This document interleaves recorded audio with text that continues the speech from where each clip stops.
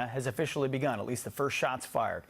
Today, the Trump administration slapped $34 billion in tariffs on Chinese goods, with China immediately retaliating with tariffs of its own, targeting not just the U.S., but areas where Trump got the most support.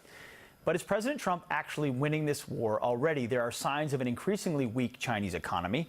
Meanwhile, the U.S. Labor Department reported another strong month for American jobs and the economy in June.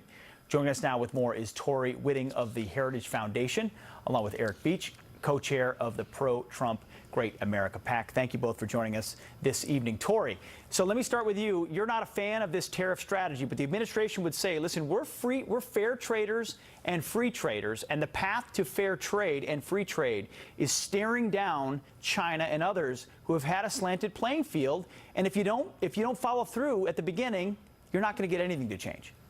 Well, thanks so much for having me on tonight, Pete.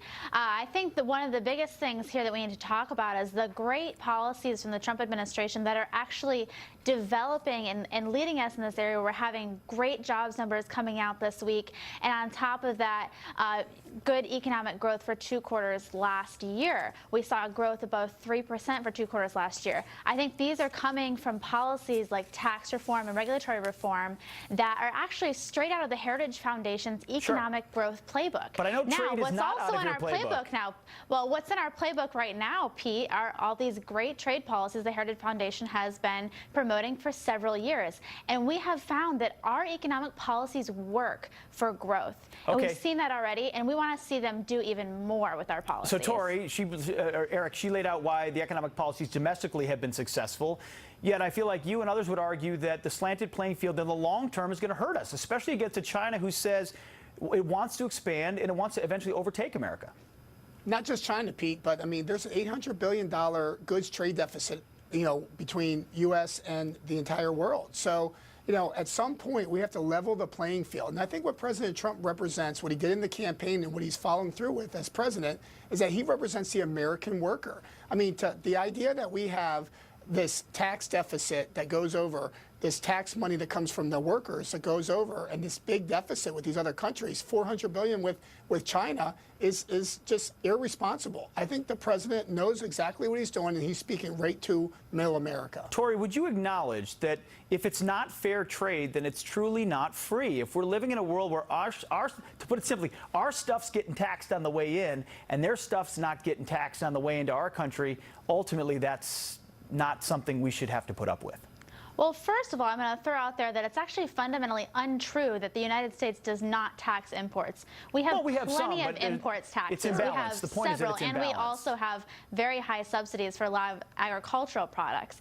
Now, what I do want to correct here is on the issue of the trade deficit. The trade deficit does not matter. It is not a budget deficit like we have over in Congress that they can't do anything about. It matters to the American workers. It does not matter for the American workers. And let me tell you about this. I travel all around this country talking about the benefits of trade. I was actually just in Minnesota a couple weeks ago, and farmers in Minnesota are so worried about the president's trade policies because guess who is getting attacked by China right now as a result of these trade policies? Our farmers. But the president would make the point, Eric, to you, the president would make the point that we've already been attacked, industry after industry, by countries taking advantage of our intellectual property, of our open markets. And yes, now they're counterattacking us on agriculture, but we need to follow through and stare them down for this standoff to actually work.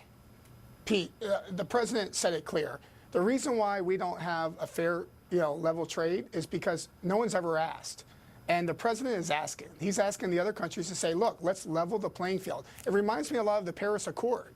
Let's not burden all Americans. Listen, the president is not asking for this to happen. The president is saying, I'm going to tax the American people to try and make China change its behavior. But what's the response? I mean, we keep hearing from, some Republicans and many Democrats that the response is going to be catastrophic. The markets, the Dow's up 100 points today. There's 213 jobs in June. Listen, we're not talking about the impacts in the market. Yes, watching the market is important, but when I travel around to Middle America, Eric, I see that this is hurting people. When I hear from you're going to see entire industries that are gone because they've been offshored. Manufacturers in the state of Michigan you see entire industries that have been offshored, laying off their workers right now because of high steel prices. Of course, but entire towns that are gone because industries have gone overseas. And we're going to see more of that with these bad trade policies. Okay, I guess if we just continue with what's been going on, I guess we're going to get the same results. All pro-growth.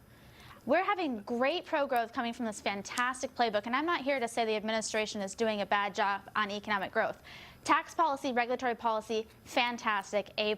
Yep. But when you have to have the whole entire playbook to have sustainable 3% or Tori, higher that's where I growth. feel like what President Trump is talking about is the whole entire playbook. It's let's cut taxes, Taxing let's the cut American people regulations, is not and then the let's entire stare playbook. down our geopolitical opponents who've been taking advantage of us for a generation. Eric, Well, last let's word. sit down at the table with them. Pete, this is something that Well, it's your playbook. President Doesn't mean it Trump- has to be the playbook. Go ahead, Eric. No, look. As Donald Trump has said 20 years ago, this is part of his political core.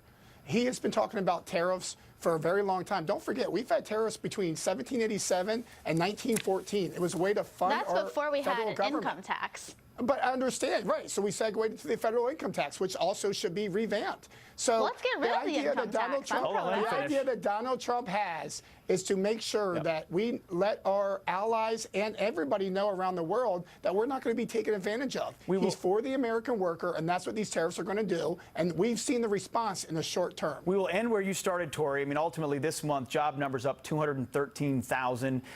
Previous month revised up. Wages are up. These are all good signs that something is being done that's working. Thank you both for your time this evening. Thanks, we appreciate it. Thank you, guys. Well, will Secretary of State Mike Pompeo hold Kim Jong-un's feet to the fire and get North Korea to ditch their nukes?